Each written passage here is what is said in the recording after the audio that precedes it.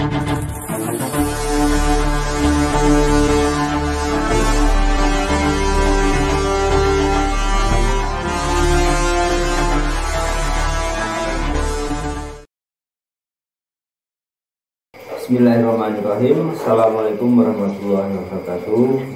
Saya Fedi Wadiawan, asal Kedung, Temanggung. Pekerjaan saya wira swasta sampai saat ini. Alhamdulillah, saya dulu awal-awal pertama kali saya terjerat riba itu pada saat setelah beberapa tahun pernikahan dan sudah dikaruniai satu orang anak. Alhamdulillah lancar usaha saya, yaitu dulu bekerja jualan di pasar pagi di Ngadirejo. Nah, di situ alhamdulillah dilancarkan sama Allah, dimudahkan untuk ekonominya. Ya, tidak dipungkiri, saya bergelut di pasar itu tidak jauh dengan riba ya. Pembiayaan satu dengan pembiayaan yang lain, dari mulai yang kecil, mulai dari ya 1 juta, 2 juta saya lalui, masih enjoy saya melakukan itu tanpa mengindahkan hukum Allah. Saya tidak menyertakan Allah seperti itu. Ya, saya merasakan itu benar aja gitu. Nah, setelah sudah berjalan agak lama, seperti mampu saya melakukan itu, kayaknya bayar lancar. Nah, akhirnya saya dan istri memberanikan diri untuk mengambil pembiayaan yang lebih besar, yaitu saya ya cita-cita orang berumah tangga ya, mengambil rumah dengan KPR. Di situ itu pun dengan dibantu dan sangat mudah, diberi kemudahan oleh si pengembangnya, dibantu prosesnya, syarat-syaratnya sangat mudah, lancar. Alhamdulillah, dulu juga dengan alhamdulillah terjerat itu kan nggak tahu. Jadi alhamdulillah di situ saya bisa ACC sebesar dulu dengan tenor 110, jangka waktu 15 tahun pada saat itu. Alhamdulillah di situ Allah masih memberikan kelancaran pada saya untuk membayar, dan itu juga masih terjerat riba dengan yang lain, bukan hanya dengan KPR itu. Berjalannya waktu masih lancar, bisa menikmati hasilnya, anak semakin besar. Nah, disitulah mulai ada teguran-teguran dari Allah, dan itu belum saya menganggap itu teguran dari Allah, saya masih mengindahkan. Itu dulu pernah saya terjadi kecelakaan kecil. Saya dulu kan berkendara dengan kendaraan roda 3. Itu dulu berangkat pagi-pagi, saya tanpa sengaja, saya sebenarnya juga dibilang mungkin juga rasa kantuk, tapi itu memang kehendak Allah. Saya itu masuk di belakang kolong sebuah truk. Alhamdulillah masih diselamatkan, hanya kendaraan saya yang rusak. Itu luar biasa. Saya masih kok seperti ini, tapi saya belum menganggap itu teguran dari Allah. Itu masih saya jalankan, transaksi riba tetap masih saya jalankan, belum terasa itu. Nah, berikutnya hari berhari-hari pekerjaan juga masih lancar, masih enjoy. Tiba-tiba anak masuk, diberi ganjaran, diberi sedikit sakit. Anak sempat masuk ke rumah sakit. Itu masih dengan rasa congkak, masih dengan rasa sombong, masih bisa membiayai, ya itu juga enggak saya rasakan itu sebagai teguran dari Allah. Nah, di lain waktu berikutnya saya masih, bahkan untuk membiayai anak pas di rumah sakit itu saya ngambil juga, karena itu kan suatu shock juga, harus menggunakan biaya yang lumayan. Akhirnya saya ambil pembiayaan dari lembaga ribawi juga untuk penyelesaian ke pembiayaan untuk rumah sakit anak saya, dan juga itu masih juga bisa selesai. Dan saya belum merasakan kalau itu belum berasa kalau itu bahwa itu teguran dari Allah.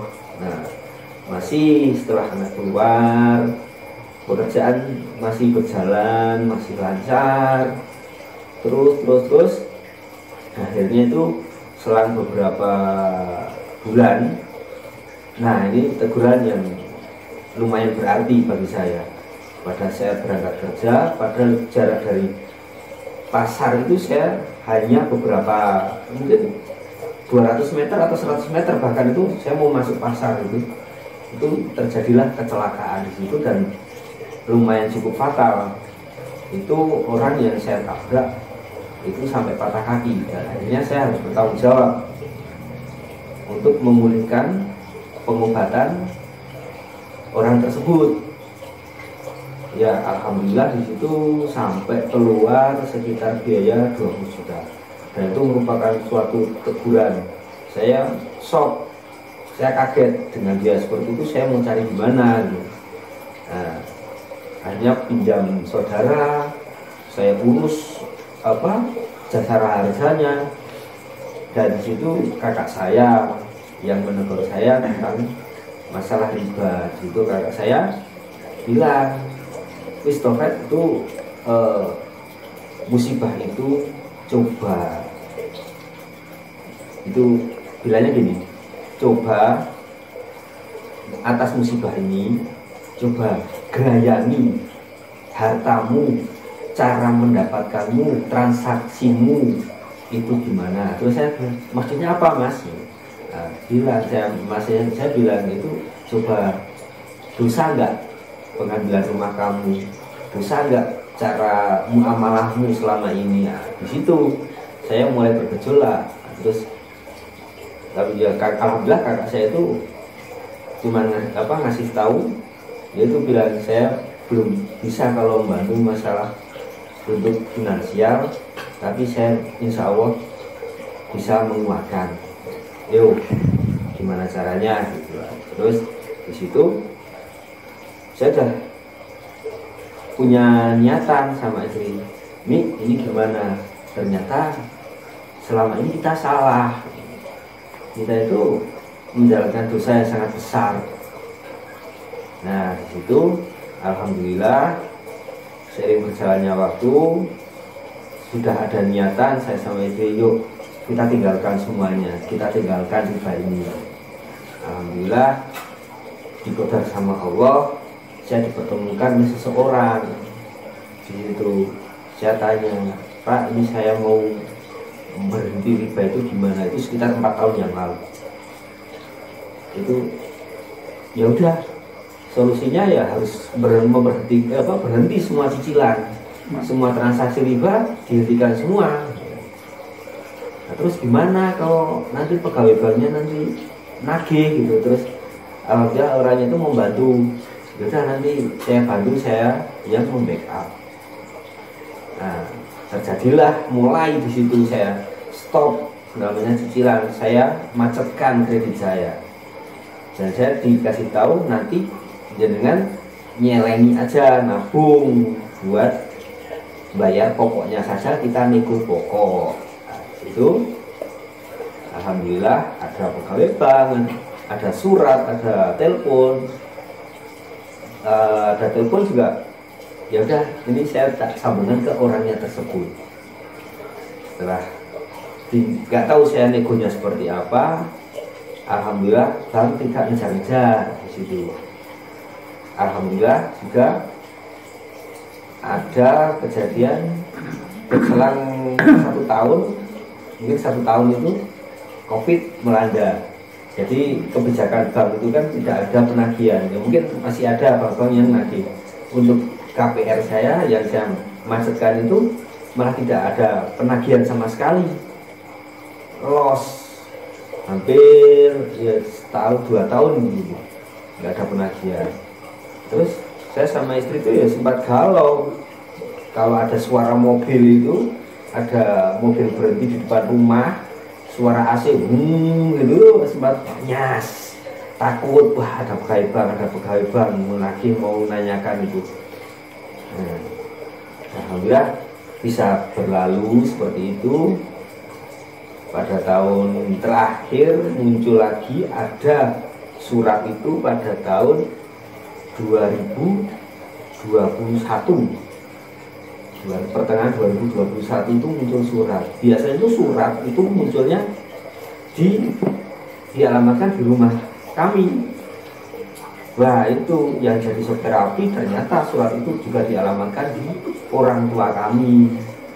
Wah, jadi panik, orang tua juga, loh, cari mau hijrah kok malah kayak gini, mau menggantikan kok ternyata tagihannya seperti ini. Orang tua kami kaget. Ya udah, saya sama istri berebut, enaknya gimana? Ya udah, terserah mau orang tua mau gimana saja kita ikuti. Alhamdulillah saya coba-coba dekati sama orang tua. Pak, Bu, ya udah enaknya gimana kalau untuk mengusahakan uang segitu. Pada saat itu tagihan sampai muncul di angka 150 juta. Saya ekonomi udah puntang-manting, udah nggak karu-karuan, udah bangkrut ya istilahnya, sudah beralih profesi juga. Di situ orang tua muncullah ibu saya bilang, yaudah kalau memang ini bukan rezeki, rumah nggak usah dipertahankan, kalau mau dijual jual saja, yang penting lepas nggak punya hutang gitu. Prinsip orang tua gitu. Ya, saya berembuk sama istri, ya udah kalau gitu kita niat aja, kita jual aja rumah ini, nanti bisa untuk melunaskan, insya Allah ada lebihan dari penjualan kita berikan rumah yang lain. Iklan kemana-mana, itu kan belum tahu ilmunya sebenarnya. Iklan kemana-mana, alhamdulillah juga belum laku, masih bingung, sana kemari tawarin sana sini. Alhamdulillah saya pertemukan dengan seseorang, dulu itu juga orang sudah riba, itu namanya almarhum Pak Bayu. Di situ dia memberitahu saya pertama niatan saya mau menawarkan rumah itu pada beliau, terus malah sama beliau saya agak ditertawakan. Mau dijual berapa? Beliau tanya, saya jual 200 sekian gitu. Maksudnya yang lebihannya, yang dari bank lebihannya buat beli rumah lagi Pak. Saya tertawakan sama beliau. Panjenengan itu sama Allah kok mau hitung-hitungan gitu. Wah, saya berasa gitu. Ya alhamdulillah beliau memberi saran kalau memang mau hijrah kasih kisi-kisinya sama beliau. Dia mengatakan pada saya, ya udah semua itu atas izin Allah. Mas Fedi kesini juga karena Allah, mempertemukan dengan saya juga karena Allah. Akhirnya beliau memberikan kisi-kisi atas hijrahnya beliau juga, menceritakan fenomena hijrahnya beliau dari kehidupan beliau di Amerika sampai hijrah di Indonesia, meninggalkan pekerjaan yang cukup fenomenal di sana, yang punya income yang begitu tinggi, beliau tinggalkan, harta kekayaan beliau yang di Amerika ditinggalkan. Itu menjadi salah satu motivasi saya yang menggerakkan saya. Di situ yang saya menjadi tergerak ya. Di situ beliau mengatakan sama saya, ya udah yang penting jenengan nanti bangun malam dan minta ampun sama Allah dan minta petunjuk, udah nggak usah minta macam-macam. Nah, di situ. Setelah itu saya pamit pulang, saya cerita sama istri, nih ternyata seperti ini, saya dapat dikasih tahu seperti ini. Ya udah, akhirnya semua iklan dicabut semua. Udah nggak usah pakai iklan-iklanan, biarkan Allah yang menuntun, biarkan Allah yang menunjukkan gimana baiknya. Alhamdulillah setelah berselang beberapa hari dari pertemuan saya dengan beliau, saya ngobrol dengan salah satu senior di kajian saya, dan saya diperkenalkan dengan Mas Budi. Tetapi dulu masih di lembaga sebelah. Nah itu saya berinisiatif untuk minta tolong kalau nanti aset saya itu terjual untuk nego ke bank untuk dibayar di pokoknya. Nah itu saya berhubungan hari berganti hari, ternyata ada sesuatu di lembaga yang sebelumnya. Ya maaf, di situ Mas Budi dan kawan-kawan ngajak untuk membuat lembaga anti riba. Nah, di situ itu belum tahu ilmunya sebenarnya, lunasnya itu seperti apa, itu masih belajar semua. Alhamdulillah dipertemukan dengan ustadz-ustadz yang dari KMTR dulunya, Kendal Mulia Tanpa Riba. Nah, di situ datanglah ustadz-ustadz yang itu satu tim pertama. Di situ ada kajian di Temanggung, membuat kajian di situ. Mereka memperkenalkan diri, memberikan ilmunya kepada kami dengan cara riyadhah selama 40 hari dan memberikan SOP-nya. Hijrah itu seperti apa, atau memberikan ilmunya riba itu seperti apa tuh. Alhamdulillah ilmunya luar biasa dan SOP-nya itu sangat mengena sekali. Bagaimana hijrah itu, gimana kita harus meninggalkan riba, bagaimana kita menjalankan hijrah itu tidak semata-mata hanya meninggalkan, udah harus meninggalkan, tapi itu kita dituntut untuk berjalan di jalan Allah. Kita dituntut untuk selalu dekat dengan Allah. Nah, disitulah mulai kajian demi kajian dan kajian. Di situ malu hutang, majelis lunas hutang. Di situ ada program namanya riyadhah selama 40 hari. Di situ isinya ada taubat nasuha. Di situ kita menjalankan sholat fardu berjamaah di masjid, menjalankan sholat taubat, menjalankan sholat hajat, menjalankan tahajud, sholat sunnah, sholat duha. Kita harus buka mushaf Al-Quran, kita mengamalkan semuanya, kita bersedekah subuh, kita di situ birrul walidain dan macam-macam itu, jangan sampai putus. Alhamdulillah kajian demi kajian saya jalankan itu dengan kompak dengan istri, seiring berjalan bareng-bareng kita jalankan. Semoga Allah memberikan petunjuk pada niat. Ya Allah, semoga petunjukmu menjadikan hal yang baik untuk saya. Nah, disitulah riyadhah belum sampai itu 40 hari. Saya punya pikiran sama istri, yaudah kita beramal soleh. Kita sudah tobat, semoga tobat kita diterima ya Mi.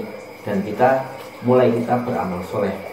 Pada suatu hari, itu hal yang tidak disangka-sangka, saya diajak sama Mas Budi untuk mengurai masalah rumah tangga salah seorang anggota di TMTR. Pada saat itu beliaunya merantau dan istrinya galau di situ, selalu dipreser sama bank, selalu istilahnya setiap kali dipreser sama bank, istrinya ngomel sama suaminya padahal di luar kota, minta cerai lah, minta itu, minta itu macam-macam. Akhirnya di suatu pagi saya diajak, Mas, yuk jalan ke Kaloran, ini ada seseorang yang butuh bantuan. Saya pamit sama istri, ini kok dimintai tolong untuk menolong seseorang, gimana? Nah, istri menyetujui, yaudah mungkin ini jalan kita menolong orang, insya Allah Allah akan menolong kita. Gitu. Padahal itu riyadhah masih berjalan, itu belum sampai saya menjalankan riyadhah 2 pekan itu belum. Nah, pas di sana, sampai sana, udah silaturahmi ke sana, berkunjung, ketemu sama si istri orang tersebut, sama saya sama Mas Budi, memberikan pencerahan, memberikan motivasi, memberi informasi, memberi ketenangan lah. Kalau ada apa-apa seperti ini, udah hubungi, telepon dulu Mas Budi yang menjamin. Ini telepon saya saja, biar saya yang ngomong. Akhirnya si istri itu tenang, bisa damai dengan suaminya yang di luar kota. Saya pulang. Saat saya pulang, sampai rumah, istri ngasih tahu, Bi, ada kabar baik. Apa nih? Ya udah, salah satunya saja gitu kan. Pada intinya istri saya ngasih kabar, Bi, ada yang mau membeli aset kita. Itu siapa? Ya, ada seseorang nanti sore mau kesini. Nah, ya udah kita tunggu. Akhirnya ya alhamdulillah, mungkin ini juga tunjuk dari Allah untuk selesaikan amanah saya. Benar, sore itu datang mereka, yang ditanyakan itu bukan harga rumah, tapi beliau itu yang ditanyakan, Mas, jenengan yang tersangkut riba itu di bank berapa? Dia itu mau beli rumah tapi nggak terus nawar, apa tanya harga itu malah enggak. Tapi yang ditanyakan, saya yang bermasalah ribanya berapa? Saya terus terang sekian juta Pak. Yaudah, nanti dalam waktu dekat saya kesini lagi, saya kasih yang itu. Nah, saya pada saat itu belum transaksi, belum negosiasi masalah harga rumah itu berapa. Tapi orangnya itu sudah mengiyakan, menyetujui untuk melunaskan dulu. Nah, setelah beberapa hari, nggak lama, orang itu datang habis maghrib, datang dengan membawa uang yang dijanjikan itu. Nah, setelah itu saya dikasih uang itu, orang itu baru tanya, ini terus saya harus bayar rumah ini berapa? Dan orang itu nggak menawar sama sekali. Dan saya juga ngomong sama orangnya, harga sekian Pak, tapi saya jualnya, saya tidak mau over kredit, saya tidak ingin orang yang membeli rumah saya ini tersangkut dengan riba juga. Enggak, kalau gitu yaudah gimana caranya. Akhirnya disepakati itu, uang itu saya terima dan harga rumah sesuai dengan apa yang saya harapkan, orang yang menyetujui. Dan alangkah baiknya orang itu juga memberikan kemudahan pada saya, Mas, ini rumah dipakai dulu sebelum jenengan punya penggantinya, dan sampai saat ini rumah juga masih saya tempati. Alhamdulillah, setelah saya uang yang pertama saya terima, saya konfirmasi sama pengurus-pengurus di TMDR, saya berangkat ke Jogja di bank yang bersangkutan, saya berniat mau melunasi. Nah, di situ juga atas pertolongan Allah yang luar biasa, saya punya niatan mau melunasi dengan macam-macam ya, dengan modalkan di situ dulu sudah dikasih OJK, sudah tahu pokoknya berapa gitu. Akhirnya saya datang ke sana di front office-nya, saya punya niatan seperti ini, udah diarahkan, terus bertemulah dengan orang yang mengurusi masalah pelunasan. Situ pada saat pendaftaran untuk pelunasan itu dipertemukanlah dengan orang yang mengurusi itu, pegawai banknya. Terus saya disodorkan tagihan saya sekian juta, ternyata 148,9 juta. Waduh, kok banyak sekali ya kan. Wah, tapi bismillah, dengan penuh keyakinan dan support dari teman-teman pasti bisa kita nego sampai di pokok gitu. Alhamdulillah, di situ belum saya negosiasi itu sama pihak banknya, langsung dikasih keringanan, Mas, ini dari pihak bank memberikan kebijakan untuk menghilangkan denda. Dan pada saat itu alhamdulillah lumayan dendanya, sebesar 16 juta. Langsung pada saat itu turun. Terus saya masih belum terima, wah nggak bisa, saya nggak mampu kalau bayar segitu banyaknya. Ya udah, malah ya dari pihak bank memberikan saran, memberikan cara untuk menawar. Nah, itu dikasihlah formnya, dikasihlah cara-caranya, apa syarat-syaratnya untuk menawar itu. Saya pulang ke Temanggung, dan di situ dari pihak di Jogja memberikan jalan, nanti suratnya dititipkan saja sama kolektor yang ada di Temanggung, ini nomornya. Setelah jadi, saya hubungi si kolektor itu, namanya dulu kalau nggak salah Pak Asep itu. Datanglah Pak Asep itu ke rumah, saya negosiasi, dengan dia memberanikan diri dengan surat itu. Dan malah yang jadi kejutan itu kata-kata Pak Asep. Ternyata Pak Asep itu selama saya nunggak, saya saya macet kredit itu, Pak Asep itu sampai, loh saya tuh kok nggak pernah dapat surat tugas untuk menagih jenengan, padahal itu macetnya luar biasa, hampir 3,5 tahun, dan itu hal yang nggak mungkin gitu kan. Dari si Pak Asepnya, ini gimana, ini ada kesalahan apa gitu.